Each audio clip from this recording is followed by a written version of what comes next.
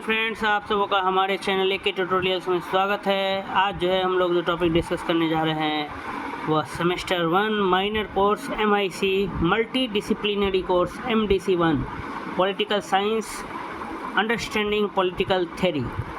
ठीक है, semester 1 minor course MIC MDC1 multi disciplinary course semester 1 विद्यार्थियों के लिए, सभी यूनिवर्सिटीज़ के लिए। आज जो है हम सिलेबस को डिस्कस करेंगे, कौन कौन से वो संभावित प्रश्न हैं, प्रोबेबल क्वेश्चंस हैं जो आपके परीक्षा MIC MDC1 minor course multi disciplinary course political science राजनीति शास्त्र में पूछे जाने की संभावना है।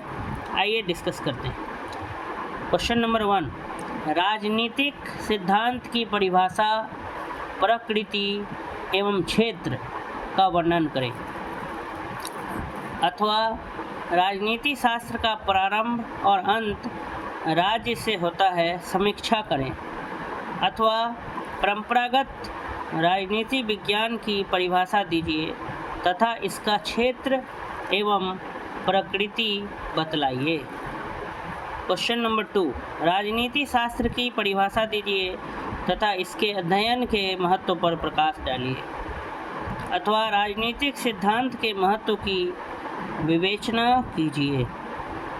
क्वेश्चन नंबर 3, राजनीति शास्त्र के अध्ययन की उपयोगिता पर प्रकाश डालें। क्वेश्चन नंबर 4, राजनीति शास्त्र का एक अनुशासन के रूप में विकास स्पष्ट कीजिए। अथवा क्या आज के समय में राजनीतिक सिद्धांत का पतन हुआ है। क्वेश्चन नंबर 5, परंपरागत एवं आधुनिक राजनीति विज्ञान के बीच अंतर स्पष्ट करें। अथवा राजनीति सिद्धांत की परिभाषा दें, परंपरागत राजनीतिक सिद्धांत और आधुनिक राजनीतिक सिद्धांत की व्याख्या करें। क्वेश्चन नंबर 6, आधुनिक राजनीति विज्ञान की परिभाषा एवं क्षेत्र की विवेचना करें। अथवा आधुनिक राजनीति विज्ञान के स्वरूप एवं क्षेत्र का वर्णन करें। अथवा आधुनिक राजनीति विज्ञान की विशेषता, प्रकृति, विषय तथा क्षेत्र स्पष्ट कीजिए। क्वेश्चन नंबर 7, व्यवहारवाद से क्या समझते हैं, इसकी प्रकृति तथा विशेषता बताइए। अथवा व्यवहारवाद के उदय के कारणों की व्याख्या करें। क्वेश्चन नंबर 8, आधुनिक राजनीतिक विचारधारा के रूप में उत्तर व्यवहारवाद की विशेषता बताइए। अथवा व्यवहारवाद तथा उत्तर व्यवहारवाद में अंतर बताएं। क्वेश्चन नंबर 9, उदारवाद से क्या समझते हैं, इसकी प्रमुख विशेषताओं का वर्णन करें। क्वेश्चन नंबर 10, उदारवाद से क्या समझते हैं, इसकी प्रमुख सिद्धांतों का वर्णन करें। क्वेश्चन नंबर 11, मार्क्सवाद की मुख्य विशेषताओं का वर्णन करें। अथवा मार्क्सवाद के प्रमुख विचारों पर एक निबंध लिखें। क्वेश्चन नंबर 12, समाजवाद से आप क्या समझते हैं, समाजवाद का अर्थ, परिभाषा, आवश्यक तत्वों एवं सिद्धांतों की व्याख्या करें। अथवा समाजवाद पर एक निबंध लिखिए। क्वेश्चन नंबर 13, और अराजकतावाद से आप क्या समझते हैं, और अराजकतावादी दर्शन को की आलोचनात्मक विवेचना कीजिए। क्या गांधी जी अराजकतावादी थे। क्वेश्चन नंबर 14, राजनीतिक विज्ञान के अध्ययन में प्रयुक्त होने वाली विधियों का वर्णन करें। अथवा राजनीतिक सिद्धांत के अध्ययन की पद्धति के रूप में नियामक, ऐतिहासिक, वैज्ञानिक, संस्थात्मक तथा अनुभविक का विवेचन करें। आइए बढ़ते हैं अगले सवाल। नेक्स्ट ये जो है बस हम लोग सिलेबस को एक नज़र से देख लेते हैं। अगला सवाल है, राज्य की परिभाषा दें तथा इसके तत्व स्पष्ट करें। क्या UNO और बिहार राज्य है।